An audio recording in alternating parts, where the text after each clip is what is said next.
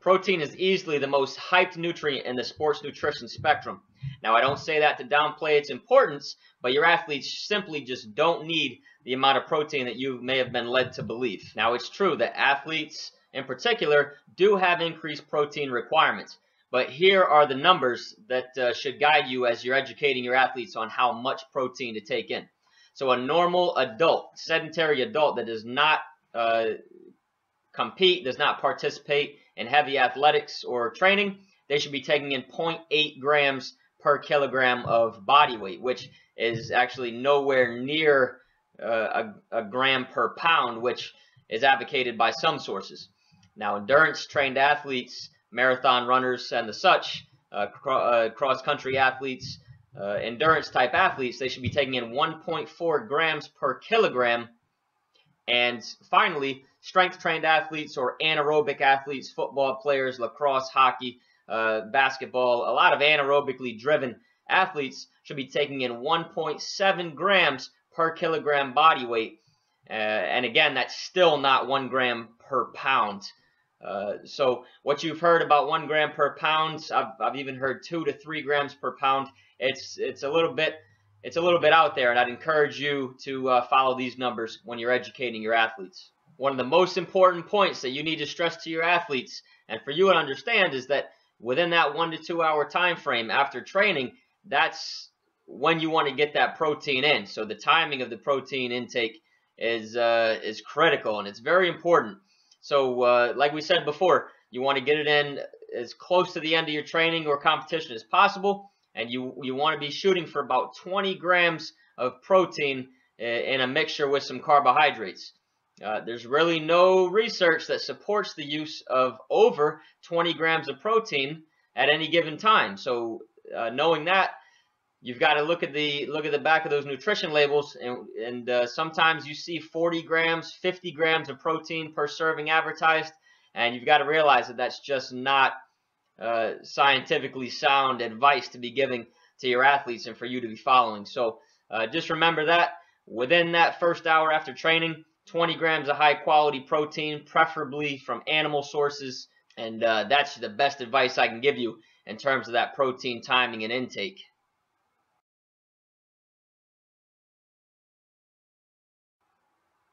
Most of you who are watching this video are not dietitians or nutritionists, so I'm going to encourage you to be very cautious when recommending supplements or talking about supplements and educating your athletes in terms of their use, for a few reasons. One, and probably the most important and shocking of all three of these statements, is that the FDA does not rigorously test supplements. In fact, the company that makes the supplements really don't even have to provide a lot of supporting evidence of their claims that they make on the package, as long as they don't claim to heal an illness or provide some type of benefit to the athlete that may be termed medical.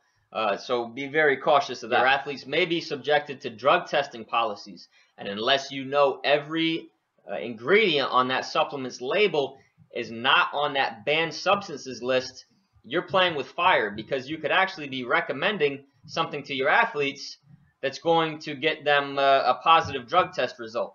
And then lastly, the reason that they're called supplements is because they're meant to supplement or enhance already good nutrition habits.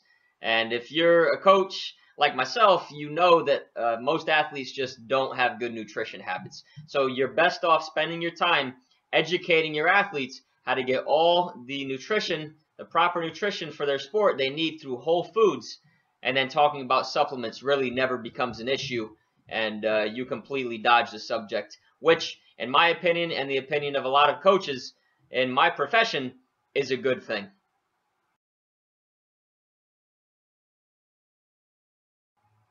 I'm just going to preface my answer with this statement.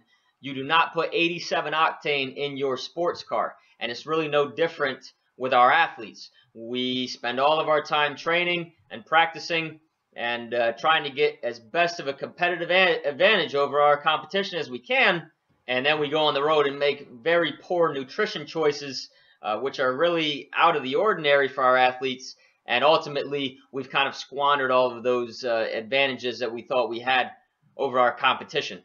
So you, being the coach, have to educate yourself in terms of what restaurants are available in the area that your team is going to be traveling to.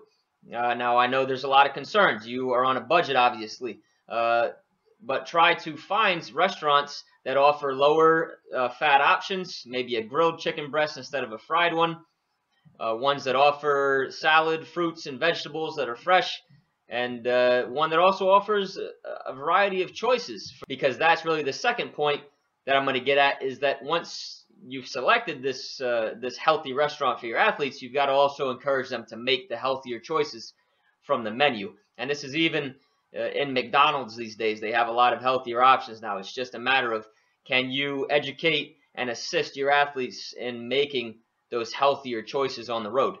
And I promise you, if you do take advantage of those two action steps, you are going to keep that competitive advantage over your competition, and also give your athletes the nutrition they need so that they can realize their potential and take advantage of all that training that you've given them.